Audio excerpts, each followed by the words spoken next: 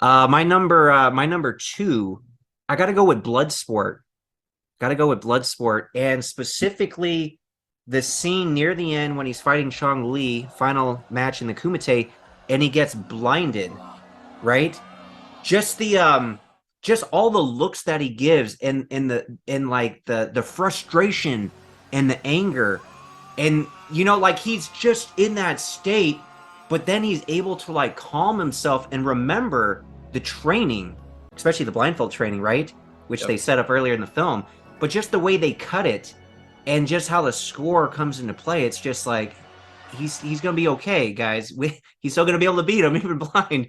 But he, just like again, the anger and the frustration, and because the movie is all about honor, like the character, that's what he stands for. And the guy he's fighting is cheating. It's like that sucks, man. But anyway, man, like I know a lot of people will make fun of that, but for me, that's just brilliant acting. All the different looks and the full gamut of emotions of having the anger and frustration build up, and then like that moment where okay, he becomes calm and grounded, right? And basically, it just showcases he's a true master at the martial arts. Now, that also kind of he described that scene, by the way, in just that movie. After 5, 6 years of being in Los Angeles, I was pushing, and nothing happened. And pushing to a point I was over. So I fell down into the floor in Norton Avenue. I just fell down like a bag of potato. It's like almost like God pushed me and pushed me. He wanted to see that. God wanted to see how much he can push a human being. I tried my best. People were making fun of me in Belgium. Because I work with, there's a punching ball of Chuck Norris, is this, is that, is all that stuff. And they made fun of my father. Hey, how's your son doing? Punching ball of Chuck Norris. I gave up everything. I gave up my dog. I gave up my bird. I was having a talking bird. They both die of sadness. I will never forgive myself. I came back in Belgium. I didn't know they died. I gave up 2 animals for this, and then it's like the phone ring. I pick up the phone and Menachem gone and called me, and he said pass by the office. And that blood sport happened and made me famous. I put all the karate I knew and all the rage, I put this in the movie. I put everything. It was getting in cavities, all American, all fucking white teeth and all perfect.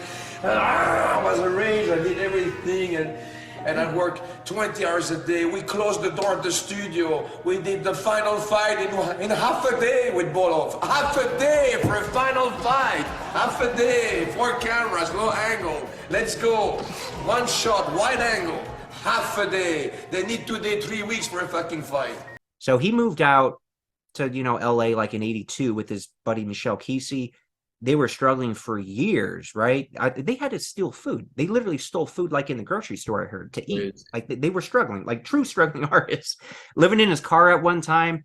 But basically, that was the culmination of getting that shot in Bloodsport like 4 years later. The dream is there, and he's got the opportunity, right? So he let it all out, like all that kind of pent up frustration in his real life, trying to make it, sleeping in his car, coming over here when people say, "Oh man, that's just a dream." Nobody makes it. You're not going to make it, man. Dude didn't even speak English. But again, taking that, and any actor needs to draw on their real life, taking that and just putting it all out there.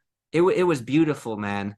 Well, I think he knew, and he's said this in a couple of interviews, that's why he went back to edit it and stuff. But he knew that getting this shot was probably the shot, because to your point, like being on the grind that long, my God, I can't fathom it. And I also, yeah, I mean, I very much relate to the notion of when I moved to LA, when I was pursuing this, no one in my group, no one in my circle, my family, no one has done it before. So there is this like such a doubt that's cast on you, even though like they're supportive, but they're so leery.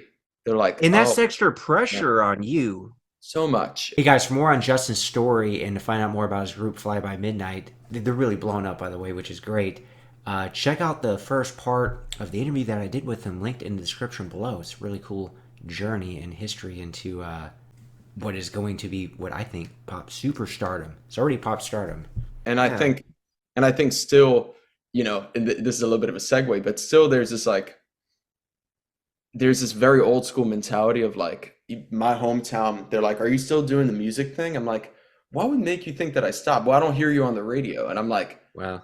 what a dated perspective. But same for acting. I mean, like, there are so many actors here in LA now that are entry level opportunities that they're working guest star roles on TV. They're not massive, but they're making a great living. And I think when Van Damme probably moved to LA, I don't know if there was that middle ground. You know, that there were like 2 massive movies a year, and we're getting 5 massive movies a week now. Mm-hmm. You know, Yeah. so I can only imagine when he came to LA, what a different place it was. You were shooting for the number one spot. There was no like entry level really, which is so crazy to think about. But I mean, Bloodsport, I think that's my number one. But I was gonna once again throw a little bit of a weird one. I thought his relationship with the American, his friend, the wrestler. Oh, Ray Jackson, yeah. Are you ready? Yeah, I thought, you know, I have so many brothers of, you know, or best friends that I consider brothers for over 10 years now. And I just there's just something so cool about going to, you know, a different country essentially. The fact that they kind of link up, they play that arcade game in the beginning, Yeah, sure. and they both kind of realize that they're in this together, and I just thought it was like that added such a different dynamic too. That like when he ends up in the hospital, like God, did they paint the bad guy to be so brutal right up until the moment where he blinds him. Like they just added more and more layers to like Van Damme better kick this guy's ass. Mhm. Yeah. And I think his friendship in that. I remember watching that when I was younger, and I was like, oh man, that's the sort of friend I want. Like the one that's sort of like rooting him. Remember when they keep cutting to him when Van Damme's kicking ass, and Ray Jackson's like, yeah, you know, just like continually cutting back to that. But yeah, I thought that their friendship was really yeah, just like well fleshed out and added another, you know, dynamic. And when honestly, I think the weirdest part of that movie was probably his relationship with the reporter. Hmm. I thought that was like maybe jabbed in there, but I thought the friendship kind of made up for that in that respect. Yeah. Yeah, and it adds more to the final fight. There's more at stake. I mean, it almost kind of becomes semi-revenge film, right? Forget about getting back at Chongli for Ray. You have a chance to take it all tomorrow. Do you understand? You can be the first Westerner to win this thing. It's like, Yep. oh, this guy, like he didn't have to stomp his head. He could have just won the fight. He went the extra, you know, like what an asshole mile on my buddy. Like how dare he, right? And then he mocks Van Damme with the bandana. You know, it's like, hey, you know, it's like, oh man, yeah, yeah. Yeah. It's What is such a that? That's Bolo Young. Bolo Young, yeah. Yeah. Do you see they had that reunion maybe like 5-6 years back? Bruce Lee, then Jean-Claude Van Damme, and then who?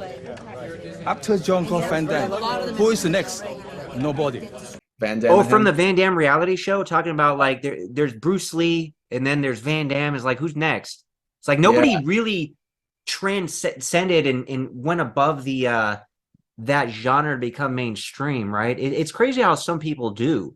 And that happens like in every arena where like Michael Jordan, like look, dude, people who are into basketball, people who aren't into basketball know Michael Jordan, just like people who aren't into boxing know Mike Tyson. So there's always like those guys like Bruce Lee and Van Damme, people who aren't even into martial arts know of those guys and take inspiration, etc. Well, that's, you know, and I think that's part of the bigger discussion, similar to the entry level thing I was talking about before. But I think the stars, like the household names, are becoming less and less because there's this sort of entry level, like, I mean, look, we're still talking about Tom Cruise. And I don't know if there in the past 10 years of Hollywood, there's been a household new name. You know, like, and same for basketball. I mean, like LeBron, like you got these sort of people, but that's still not a new, you know, roster addition. He's been around a minute as well. So Yeah, it is interesting. It goes with bands too, right? Like there's no Metallica or AC/DCs anymore. I mean, they were I'll, just global phenomenons. I'll even go on the pop side. I mean, Taylor Swift has been like the name for years and years now. Like There are so many artists making a living like myself that are just not household names, but are getting by and doing what they're doing for a living. And I think, this is another random example, but I weirdly got invited to go see SmackDown Wrestling last month. Oh. I haven't been to wrestling since I was like 5 years old. And and I thought it was so bizarre that all the promos on the screens during commercial breaks were for wrestlers like Goldberg, Mm. Sting, Hulk Hogan. I'm like, whoa, Old school guys, way old where- school.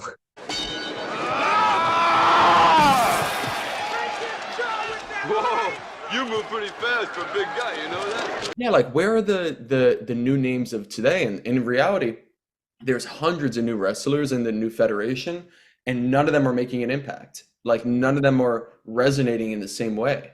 It's interesting. It is interesting. That's something. I mean, there's obviously a lot of reasons you can explore and go really in deep with that in general.